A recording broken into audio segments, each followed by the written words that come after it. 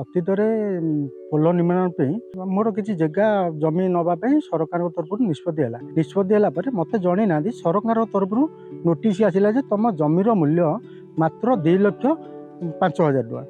ତେଣୁ ମୁଁ ଏଠିକାର ଜମି ବହୁତ ଥିବା ବେଳେ ମୋତେ 2,05,000 ଦେଲେ। ସେତେବେଳେ ଆମ ଘରେ ସମସ୍ତେ ବିଚଳିତ ହେଲେ, କ'ଣ ଆମ ଜମି ସାଗରେ ମୁଗରେ ଆମେ ଦେଇଦେବା, କ'ଣ ଜବରଦସ୍ତି ଆମେ ଜାଣିନୁ ଜାଗା କ'ଣ ଦେବା କ'ଣ କରିବା। ସେଠୁ ଆଲୋଚନା ଭିତରେ ଆମର କିଛି କ୍ଷମତାଶାଳୀ ନେତା ପ୍ଲସ୍ କିଛି କୁଜି ନେତା ଆସିକି ଆମକୁ ବିଭିନ୍ନ ପ୍ରକାର ଧମକ ଚମକ ଦେଲେ। ତୁମେ ନଦେଲେ ସରକାର ଜବର ନେଇଯିବ, ତୁମେ କ'ଣ ସରକାରଙ୍କୁ ରଖିପାରିବ, ତୁମେ ସରକାରଙ୍କ ଜାଗା ଦରକାର ଯେତେବେଳେ ତୁମେ ଜବରଦସ୍ତ ଦେବ, ନଦେଲେ ହେବନି। ଆମେ ଭାଇକା କଲୁ କ'ଣ କରିବା। ତାପରେ ଆମେ ତ କିଛି ଜାଣିନୁ ଆଜ୍ଞା ସେ ବିଷୟରେ। ଅନ୍ୟ ଲୋକଙ୍କ ପରାମର୍ଶ ନେଲୁ, କୌଣସି ଲୋକ ଆମକୁ ସାହାଯ୍ୟ କରିପାରିଲେନି। ଆମକୁ କିଛି ଲୋକ କହିଲେ ତୁମେ ଗୋଟେ କାମ କର, ତାଙ୍କୁ ପାରିଲା ଭଳି ଆଉ କୌଣସି ଲୋକ କାହାରି ଇଏ ପାରିବନି, ତୁମେ କାମ କର।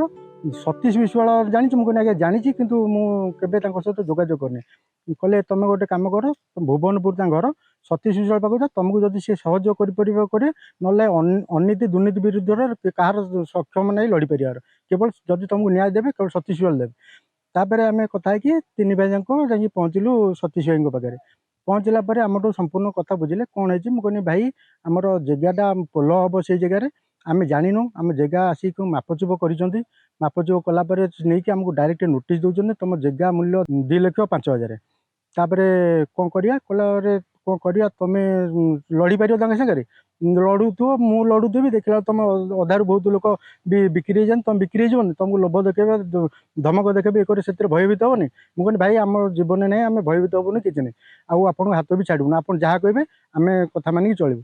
ତାଉ କାଗଜ କଲମରେ ଭାଇ ଯାଉ ଲଢ଼ିକି ଆପଣଙ୍କର ଭୁବନେଶ୍ୱରରୁ ବି କିଛି ଆସିଥିଲେ NGO ସଂସ୍ଥା ବାଲା, ଗାଁ ଗହଳିରେ ବୁଲିକି ଆମକୁ ବି କହିଲେ ତୁମେ ଦେଇଦିଅ ଜାଗା ଇଏ କର, ସରକାର ନେଇଯିବେ ଏକର ଜାଗାରେ।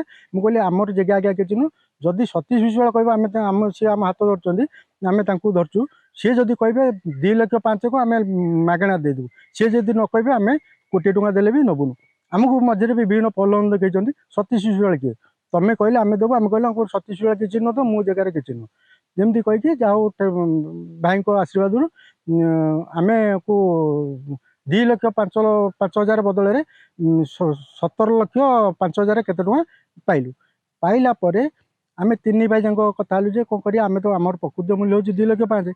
ଆମେ ଭାଇଙ୍କ ଦୋଷରୁ ଏତେ କଲେ, ସେ ଆମ ଯାକ ଯେଉଁ ଅକ୍ଳାନ୍ତ ପରିଶ୍ରମ କରୁଛନ୍ତି, ରାତି ଅନିଦ୍ରା ଲେଖିଛନ୍ତି, ସରକାର ସଙ୍ଗେ ବହୁତ ଲଢ଼େଇ କରିଛନ୍ତି, ଲଢ଼େଇ କଲା ଭିତରେ ପାଇଛେ।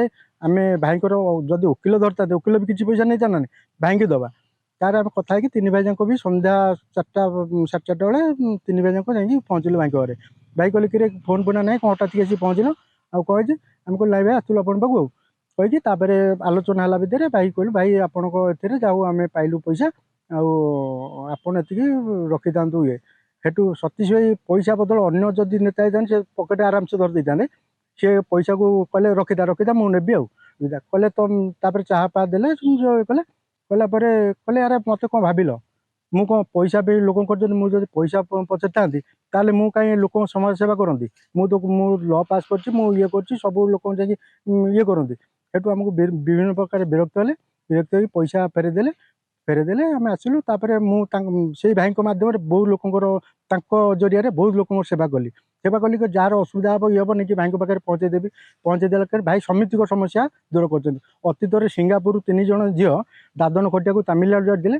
ଆମେ ଯାଇକି ତାଙ୍କ ଘର ପାଖରେ ପହଞ୍ଚିକି ଯାହା ହଉ ସେ ଝିଅଙ୍କ ନାଁ ଆମେ ପ୍ରକାଶ କଲୁ, ଅନ୍ୟ କିଏ ହେଇଥିଲେ ପ୍ରକାଶ କଲୁ, ଝିଅଙ୍କ ଜୀବନ ବର୍ବାଦ ହେଇଯିବ ବୋଲି ଆମେ ଝିଅଙ୍କୁ ଯାଉ କୁଆଖିଆ ପୋଲିସ ମାଧ୍ୟମରେ, କ୍ରାଇମ ବ୍ରାଞ୍ଚ ମାଧ୍ୟମରେ ସେ ଝିଅ 3 ଜଣକ ଫେରି ଆସିଲେ। ତା ଦେହରେ ଜଣେ ଝିଅ ବାହା ହେଇକି ତାର ଅଦ୍ୟାବଧି 2ଟା ପୁଅ ବି ହେଲାଣି।